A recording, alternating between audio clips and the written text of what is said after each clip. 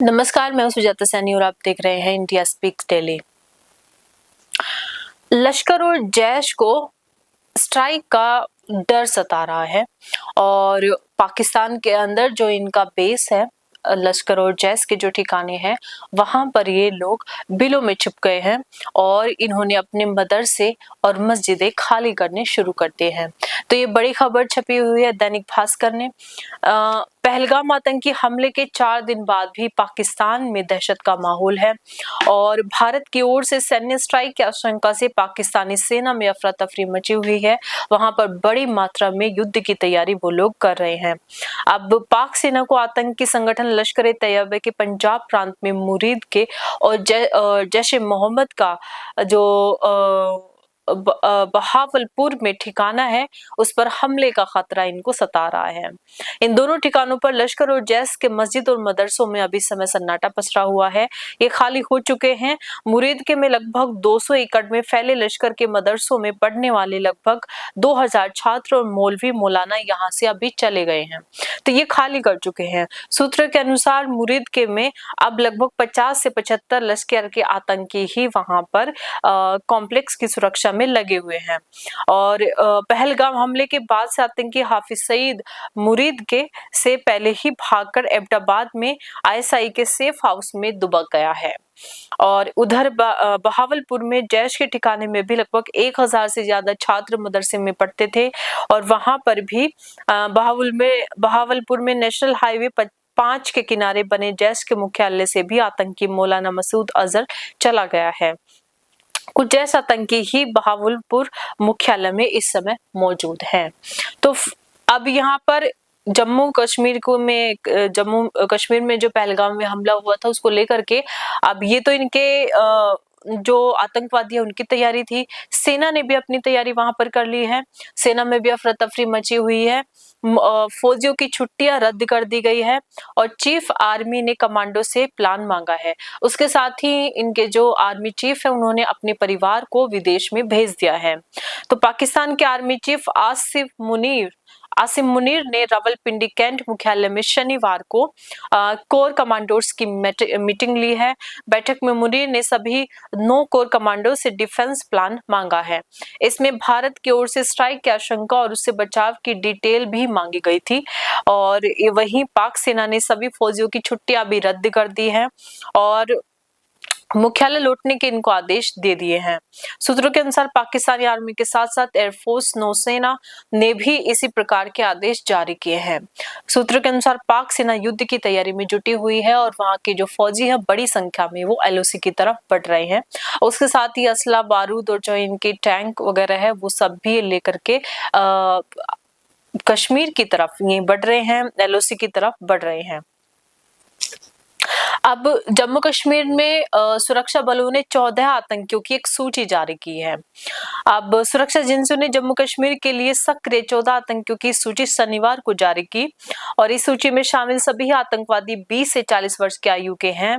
ये सभी लश्कर तैयबा, हिजबुल मुजाहिदीन और जैश ए मोहम्मद आतंकी संगठनों से हैं और याद रखिए अभी 6 महीने से इन आतंकी संगठनों में हमास की जो एंट्री हो गई है उसके बाद इनको ट्रेनिंग हमास द्वारा मिली हुई है। इस प्रकार से ये हमास के जो स्टाइल में ये आतंकवादी घटनाओं को अंजाम दे रहे हैं। इनके नाम है आदिल सोपोर, ये आदिल सोपोर में सक्रिय बताए जा रहे हैं, आसिफ अवंतीपोरा में, एहसान पुलवामा में और हारिस पुलवामा में और आमिर पुलवामा में और यावर पुलवामा में और आसिफ ये शोपिया में है, नसीर शोपिया में, शाहिद शोपिया में, आमिर शोपिया में और अदनान ये शोपिया में है और जुबैर अनंतनाग में, हारून अनंतनाग में, जाकिर कुलगाम में। तो इस प्रकार से इनके विषय में जानकारी मिली है कि ये इन एरियाज में ये सब के सब आतंकवादी अभी एक्टिव हैं। पाकिस्तानियों के लिए आज भारत में अंतिम दिन है। आज 27 तारीख तक पाकिस्तानियों को भारत छोड़ देना है। लेकिन इसके साथ साथ ही अब भारत सरकार अवैध घुसपैठिए जो है उनमें बांग्लादेशियों की को भी निशाने पर ले रही है। उनको उनकी धरपकड़ भी शुरू हो चुकी है। आपको बता दें कि पाकिस्तानी नागरिकों को उनके देश लौटने की चेतावनी के बीच गुजरात पुलिस ने अवैध बांग्लादेशियों के खिलाफ बड़ी कार्रवाई की है और अब तक के सबसे बड़े अभियान में शनिवार तड़के 3 बजे अहमदाबाद में पुलिस ने 890 के करीब और सूरत पुलिस ने 134 अवैध बांग्लादेशियों को पकड़ा है। सभी 1024 लोगों से पूछताछ की जा रही है और कानूनी प्रक्रिया पूरी होने के बाद इन्हें मूल देश बांग्लादेश में भेज दिया जाएगा। गिरफ्तार 2 बांग्लादेशियों पर अलकायदा स्लीपर सेल के रूप में काम करने का संदेह भी पुलिस को है। गुजरात के गृह राज्य मंत्री हर्ष संघवी ने पुलिस को बांग्लादेशियों की सभी गतिविधियों की जांच करने और सख्त कार्रवाई करने के निर्देश दिए हैं। संघवी ने अवैध बांग्लादेशियों को चेतावनी दी कि वे 2 दिन के भीतर स्वेच्छा से थाने में आके सरेंडर करें और अन्यथा सख्त कार्रवाई उन पर की जाएगी। इसके साथ ही पुलिस प्रमुख विकास सहाय ने बताया कि फर्जी दस्तावेज बनाने वाले बंगाली आपराधिक नेटवर्क की भी जांच की जा रही है और अहमदाबाद के डीसीपी शरद सिंघल ने बताया कि अप्रैल 2024 के बाद से अब तक लगभग 2 एफआईआर दर्ज की गई हैं, 127 अवैध बांग्लादेशी पकड़े गए हैं और 77 को वापस भेजा गया है। तो अभी सबसे पहले इनको डिटेंशन कैंप में रखा जाएगा, वहां इनसे पूछताछ होगी, इनको कौन यहाँ लेकर के आया, किस प्रकार से इनके फर्जी दस्तावेज बने, यहाँ क्या क्या व्यवसाय कर रहे थे, कहाँ कहाँ घूमे थे, किस किस के संपर्क में रहे थे। उसके अलावा इनकी कॉल डिटेल्स, कहाँ कहाँ इनकी बातचीत होती है, वो सब इनसे सारी डिटेल्स ली जाएगी इन सभी बांग्लादेशियों से। उसके बाद इनको इनके मूल देश बांग्लादेश के अंदर वापिस से भेजा जाएगा। तो ये इसी प्रकार की गतिविधियां जो है ये तो गुजरात पुलिस की है, लेकिन हर राज्य के अंदर इस प्रकार से राज्य के मुख्यमंत्रियों को गृह मंत्री ने निर्देश दिए हैं कि उनके यहाँ पर जितने भी अवैध घुसपैठिए हैं बांग्लादेशी और पाकिस्तानी, इनको बाहर निकाल के फेंका जाए। तो ये कार्रवाई पूरे देश भर में चल रही है बड़े युद्ध स्तर पर और इसके साथ ही 27 तारीख आज है, तो आज के बाद कभी भी भारत और पाकिस्तान के बीच में यदि युद्ध होता है तो वो कभी भी शुरू हो सकता है। अब हम आपको बताते हैं कि किस किस राज्य में कितने कितने पाकिस्तानी हैं। तो 3 दिन में लगभग 292 नागरिक पाकिस्तान अभी लौट चुके हैं। तो अटारी बॉर्डर बंद करने के सरकार के आदेश के बाद पाकिस्तानी नागरिक भारत छोड़ने लगे हैं। अब 3 दिन में अटारी बॉर्डर से 294 पाकिस्तानी वापस लौट गए हैं। पाकिस्तान से 727 जो भारतीय हैं वो वापस आ गए हैं। वैध वीजा पर आए पाकिस्तानियों को 27 अप्रैल से पहले लौटने को कहा गया था। आज हालांकि अंतिम दिन है। अब हम बता देते हैं कि कौन कौन से राज्य में कितने पाकिस्तानी हैं। महाराष्ट्र के अंदर सबसे ज्यादा है, 5037 पाकिस्तानी नागरिक यहाँ रह रहे हैं और उनमें से 107 का सुराग नहीं है, मतलब ये गायब हो चुके हैं। एक साल में 525 बांग्लादेशी यहाँ पर गिरफ्तार किए गए और 325 पर अभी केस दर्ज है और 180 को वापस भेज दिया गया है। उसके बाद दूसरा नंबर है राजस्थान का। राजस्थान में 50 बांग्लादेशियों को 9 महीने में वापस भेजा गया है। राजस्थान में करीब 30,000 पाकिस्तानी नागरिक हैं। इसमें से 29,500 लॉन्ग टर्म वीजा वाले हैं, ये वीजा लेकर के यहाँ आए हुए हैं। शॉर्ट टर्म वीजा पर 500 लोग यहाँ पर आए हुए हैं। तो क्या होता है कि जो बॉर्डर है, बॉर्डर खोल करके उनको अंदर लिया जाता है, तो इस वजह से यहाँ पर राजस्थान में इतने ज्यादा पाकिस्तानी अभी यहाँ मौजूद है, 30,000। बताइए। मध्य प्रदेश में 228 पाकिस्तानी नागरिक शॉर्ट टर्म वीजा पर आए हुए हैं। ये टूरिस्ट, मेडिकल और अन्य 14 अन्य तरह के वीजा पर यहाँ पर आए हुए हैं। छत्तीसगढ़ में पाकिस्तान से आए 2000 लोग रहे हैं। अधिकतर सिंधी समाज के लोग यहाँ पर वीजा की जांच में शामिल हुए हैं। तो लगभग 2000 लोग छत्तीसगढ़ में हैं।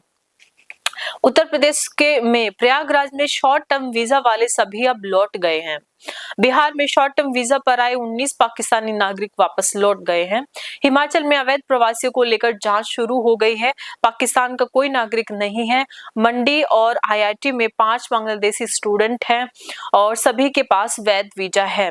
झारखंड 8 पाकिस्तानी नागरिक हैं, इनमें 3 बच्चे हैं और जो शॉर्ट टर्म वीजा पर आए हैं, बाकी लॉन्ग टर्म वीजा पर यहाँ पर हैं। और हरियाणा में हिसार में 8 महीने में बिना वीजा 15 लोगों का हिंदू परिवार यहाँ पे रह रहा है। हालांकि सरकार ने कहा है कि जो हिंदू परिवार शरणार्थी यहाँ रह रहे हैं उन पर यह आदेश लागू नहीं होता है, लेकिन ये देखना ये होगा कि वाकई में उनको भी परेशानी होगी या उनको रखा जाएगा। जो हिंदू परिवार है वो दहशत में है, जो पाकिस्तान से आए हुए हैं उनका कहना है, उन्होंने सरकार से गुहार भी लगाई है कि उन्हें वापस ना भेजा जाए क्योंकि उनकी जान को खतरा है। तो ये थी खबर कि किस प्रकार से भारत में पाकिस्तानियों को बाहर निकालने का जो युद्ध स्तर पर कार्य है वो चल रहा है, उसके साथ ही बांग्लादेशियों की भी धरपकड़ की जा रही है। अब इसके साथ ही हम आपको बताते हैं अगली खबर। भारत के खौफ से भारत जो जिस प्रकार से चारों तरफ से पाकिस्तान को घेर रहा है, सबसे पहले पाकिस्तान से सारे रिश्ते भारत खत्म कर रहा है, उसके बाद पाकिस्तान की सरकार है वो घबरा गई है। गृह मंत्री ने कहा है पाकिस्तान के कि वो तटस्थ जांच के लिए तैयार है। भारत पर हालांकि उन्हें भरोसा नहीं है, इसलिए वो इंटरनेशनल कोर्ट ऑफ जस्टिस में जा सकते हैं इस पुलवामा हमले की जांच करने के लिए। अब इसमें जो पहलगाम हमले की जांच करने के लिए इंटरनेशनल कोर्ट में ये जा सकते हैं। तो पहलगाम हमले के बाद भारत कोई बड़ी कार्रवाई ना कर दे, इस डर से पाकिस्तान में घबराहट मची हुई है। प्रधानमंत्री शहबाज शरीफ ने को कहना पड़ा है कि उनका देश किसी भी तटस्थ जांच के लिए तैयार है और पारदर्शी जांच में शामिल हम रहेंगे। यही बात गृह मंत्री मोहसिन नकवी ने दोहराई है। इन्होंने शनिवार को लाहौर में मीडिया के सामने ये बात कही। पहले बड़ी धमकियां दे रहे थे, लेकिन अब धीरे धीरे इनको समझ आने लगा है कि ये किस प्रकार से अपने ही बनाए हुए चक्रव्यूह में खुद फंस गए हैं। अब पाकिस्तान ये दबाव बन क्यों रहा है उसके बारे में बता देते हैं। दरअसल पाकिस्तान में दवा का संकट हो जाएगा। भारत दुनिया में सबसे बड़ा मैन्युफैक्चरर है दवाइयों का, जो इंग्लिश मेडिसिन जो होती हैं उनका, और उसको पूरी दुनिया में हम सप्लाई करते हैं। पाकिस्तान में जो सभी दवाइयां हैं लगभग वो भारत से जाती हैं। तो ऐसे में यदि भारत पाकिस्तान से सारे रिश्ते व्यापार के तोड़ लेता है तो वहां पर दवा का गहरा संकट छा जाएगा। और इसमें जो देश की जो 40% दवा आपूर्ति है वो भारत से होती है। ऐसे में विकल्प तलाशा जा रहा है, पाकिस्तान विकल्प दूसरा तलाश रहा है, लेकिन उसमें उनको समय लगेगा। दूसरा है टीआरएफ में पल्ला झाड़ा। दरअसल लश्कर के सहयोगी संगठन टीआरएफ ने हमले की जिम्मेदारी से इनकार कर दिया है। तब ऐसे में उसे पहले जारी संदेश को साइबर घुसपैठ बता दिया गया है और ये पहली बार है जब उसने दावा वापस लिया।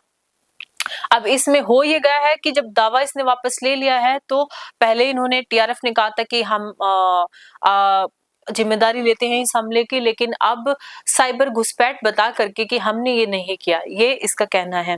और ये जो है टीआरएफ एक्चुअली ये एक आतंकवादी संगठन है जो पाकिस्तान के द्वारा जो आतंकवाद भारत में किया जाता है उसको भारतीय रूप देने का ये प्रयास करता है कि ये स्थानीय लोगों ने किया है, लाइक जैसे कि जम्मू कश्मीर में यहाँ के लोगों ने किया है। तो ये एक मुखौटे वाला एक आतंकी संगठन है। अब इस आतंकी संगठन ने अपने पांव पीछे हटा लिए हैं।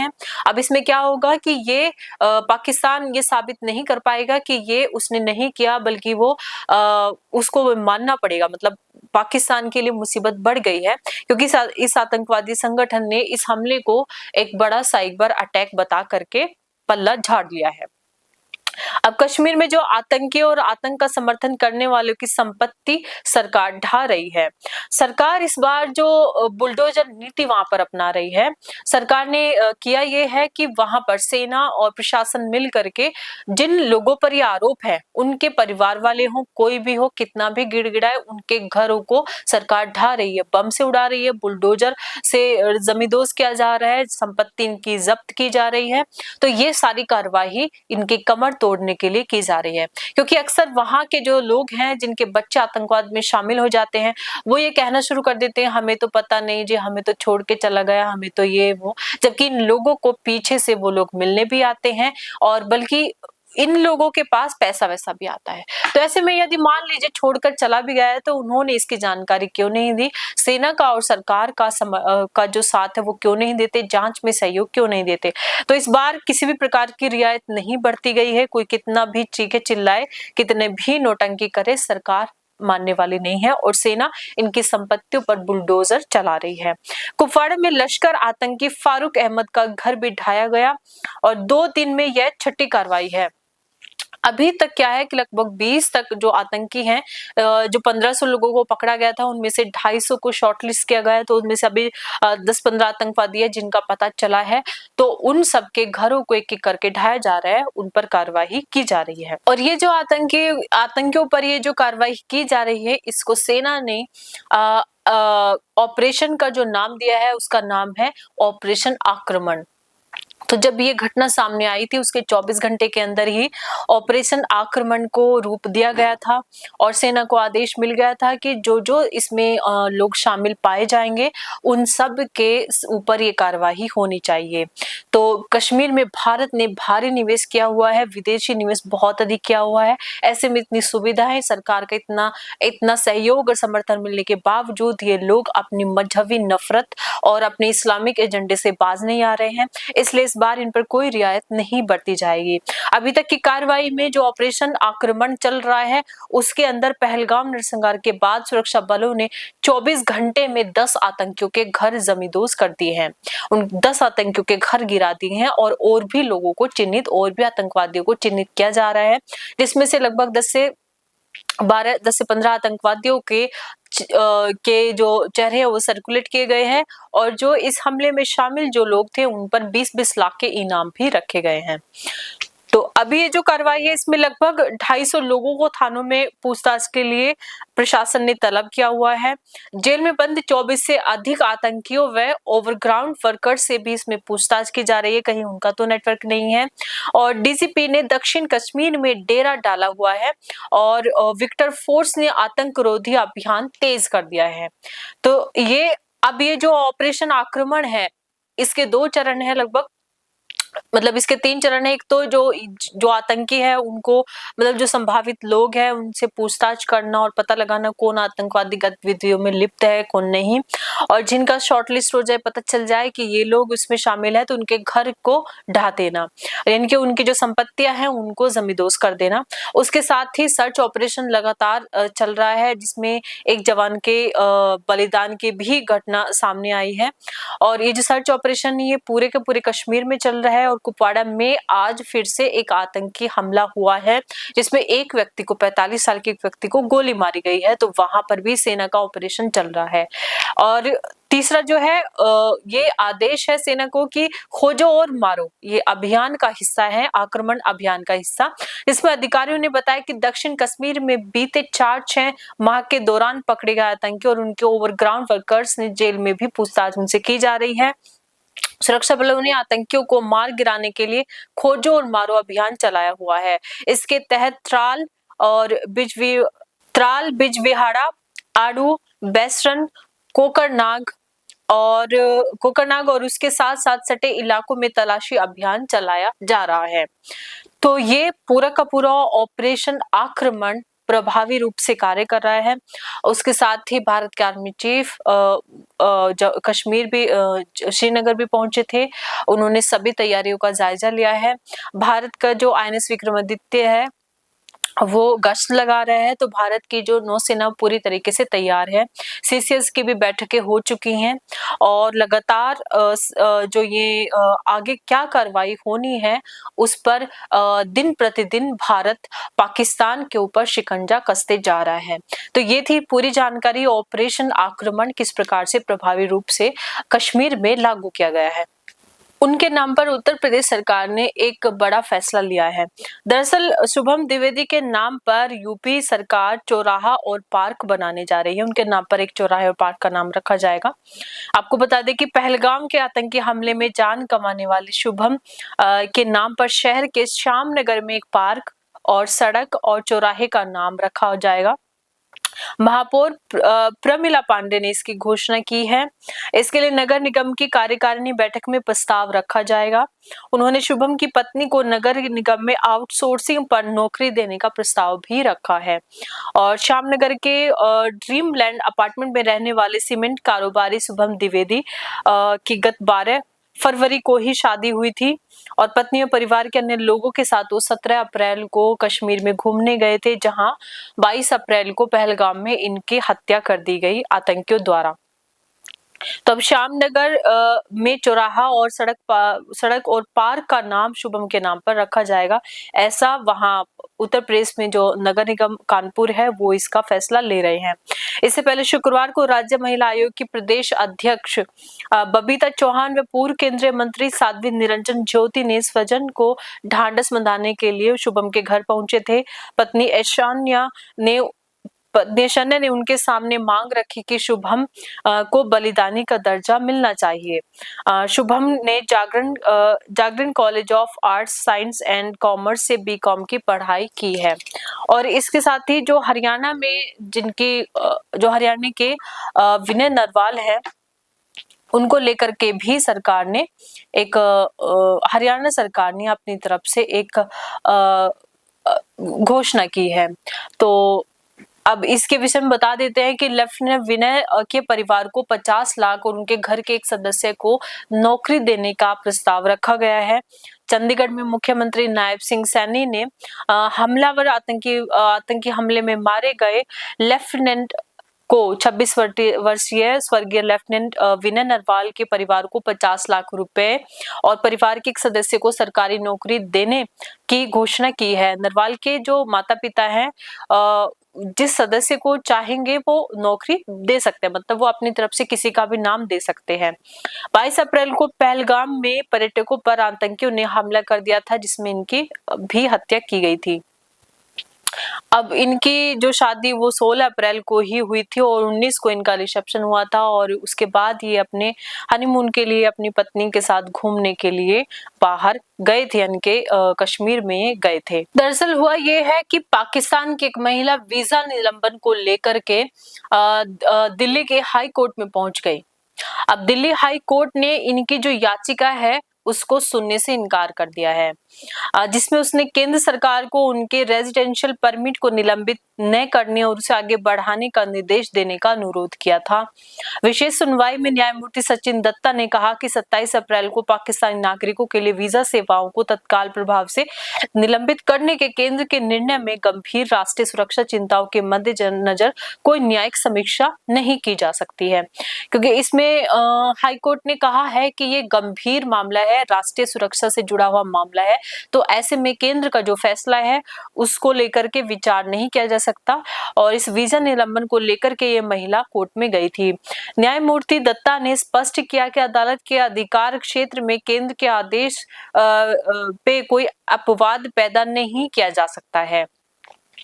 अब रेजिडेंशियल परमिट जो इनका था वो 26 मार्च से 9 मई तक वैध था और लॉन्ग टर्म वीजा के लिए इन्होंने आवेदन दिया हुआ था, लेकिन याचिकाकर्ता ने अदालत में जो बयान दिया है उन्होंने बताया कि उनका रजिस्ट्रेशन परमिट 26 मार्च से 19 मई तक था और उसमें 23 अप्रैल को ब्यूरो ऑफ इमिग्रेशन के समक्ष लॉन्ग टर्म वीजा के लिए इन्हें आवेदन किया हुआ था।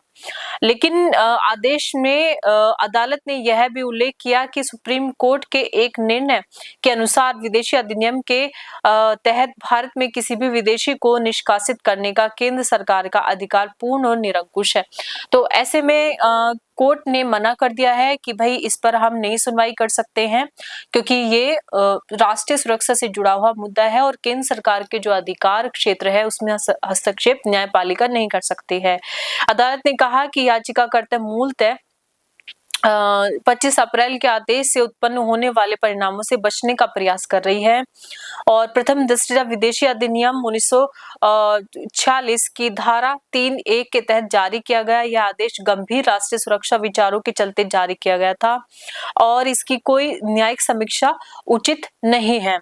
केंद्र सरकार ने पहलगाम आतंकी हमले के मद्देनजर पाकिस्तानी नागरिकों के लिए वीजा सेवाएं निलंबित कर दी थी और अदालत की अनिच्छा को देखते हुए याचिकाकर्ता के वकील वकील ने याचिका वापस ले ली है।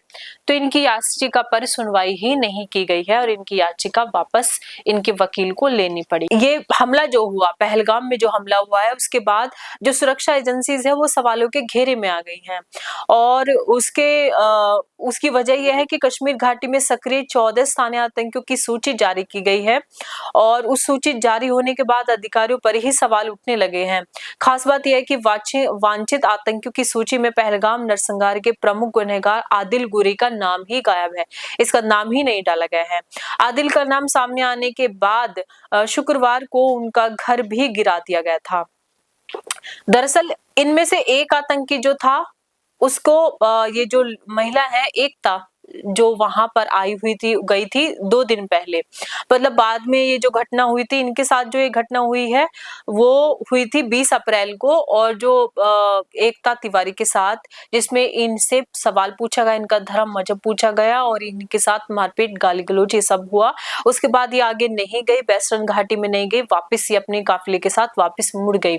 तो इन्हें एक प्रकार से बंधक बनाने का प्रयास किया गया था, लेकिन ये किसी प्रकार से 20 अप्रैल को बचकर आ गए। सोचिए अगर 20 अप्रैल को जब इन्होंने इसकी कंप्लेन की, इन्होंने इसके बारे में बताया नीचे आके, तो अगर उस पर गंभीरता से लिया जाता, उसे सुना जाता, तो 22 अप्रैल को ये जो 26 लोगों की मौत हुई है वो ना होती, वो बच जाते। तो ये सवाल खड़ा हो रहा है कि क्यों इनके शिकायत को गंभीरता से नहीं लिया गया।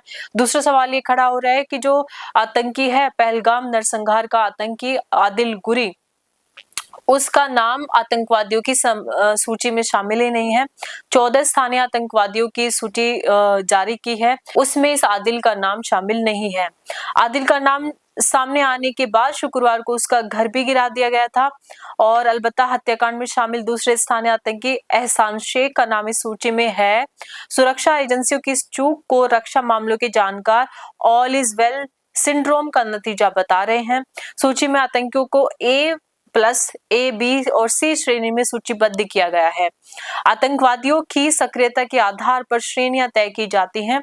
अब सूची में लश्कर ए तैयबा के सबसे अधिक 8, जैश ए मोहम्मद और हिजबुल मुजाहिदीन के 3 स्थानीय आतंकी सक्रिय बताए गए हैं। सूची में पहलगाम नरसंहार में शामिल रहे आदिलपुरी का नाम न होने से रक्षा मामलों के जानकार डॉक्टर अजय चुरुंगू ने कहा कि इस तरह की सूची का लाभ कश्मीर में सक्रिय राष्ट्र विरोधी तत्व उठाएंगे और उन्हें दुष्प्रचार का एक नया प्रचार मिलेगा और वो कहेंगे कि देखिए ये आतंकवादी नहीं था आदिल गुरी, उसके बावजूद भी इनका गढ़ ढा दिया। तो इस प्रकार की जो चूक है वो नहीं होनी चाहिए। हम आपको फिर से जो सूची है वो बता देते हैं। सबसे पहला नाम है आदिल रहमान डेंगू, लश्कर का सोपेरा का जिला कमांडर है ये। दूसरा नाम है आसिफ अहमद शेख, जैस का अवंतीपोरा का जिला कमांडर है ये। और तीसरा नाम है एहसान अहमद शेख, हारिस नजीर, हामिर नजीर वली और यावर अहमद बट, चारों ये लश्कर के आतंकी है और पुलवामा में ये सक्रिय रहे हैं, अभी पुलवामा एरिया में सक्रिय हैं। आसिफ अहमद खाड़े बीते 10 वर्ष से शोपिया में सक्रिय है और हिजबुल मुजाहिदीन से ये जुड़ा हुआ है। नजीर अहमद वानी, शाहिद अहमद खांडे और आमिर अहमद डार शोपिया में है और लश्कर के मुखौटा संगठन TRF से ये जुड़े हुए हैं। वही TRF जिसने अभी इस आतंकी हमले से दबाव पड़ने के बाद अपना नाम वापस ले लिया और कहा है कि वो साइबर अटैक था, इसलिए हमने मैसेज वो किसी ने डाल दिया। तो जुबैर अहमद वानी उर्फ अबू उबैदा उर्फ उस्मान हिजबुल मुजाहिदीन का ऑपरेशन चीफ कमांडर है और ये अनंतनाग में से है, वहीं पर एक्टिव है। हारून रशीद गनई अनंतनाग में सक्रिय है और हिजबुल से जुड़ा हुआ है। जाकिर अहमद गनई यह कुलग्राम में सक्रिय है। तो ये आतंकी हैं, इनमें आदिल गुरी का नाम ही नहीं। दूसरा जो आतंकी इसके साथ जिसका घर ढाया गया है वो इसमें शामिल है। तो ये बहुत बड़ी सुरक्षा चूक एजेंसियों से वहां पर हुई है, जिसका फायदा इन आतंकियों के परिवार उठा सकते हैं ये बताने में कि हमारे इसका तो नाम आदिल का नाम था ही नहीं, फिर भी हमारा घर गिरा देगा। तो इस प्रकार की चीजें नहीं होनी चाहिए। जो एकता तिवारी जो महिला है, उनको जिन्होंने रोका था यदि इनके साथ हुई जो घटना है उसको गंभीरता से लिया जाता 20 तारीख को, तो 22 को ये नहीं हो पाता। दरअसल 20 को ही ये 20 से 30 लोगों का काफिला 20 लोगों का काफिला लेकर के जा रही थी। इन लोगों को वेस्टर्न घाटी में वहां पर इकट्ठा करके एक साथ रखने का और इनके ऊपर इस आतंकी घटना को अंजाम देने का पूरा प्लान था, जिसको कि वहां पर वो फेल हो गया और उसके बाद 22 अप्रैल को उन्होंने इसी घटना को दूसरे जो यात्री आए उनके साथ अंजाम दिया। तो आज का ये जो न्यूज़ था, आप इसके बारे में अपने विचार कमेंट बॉक्स में ज़रूर लिखिएगा। धन्यवाद।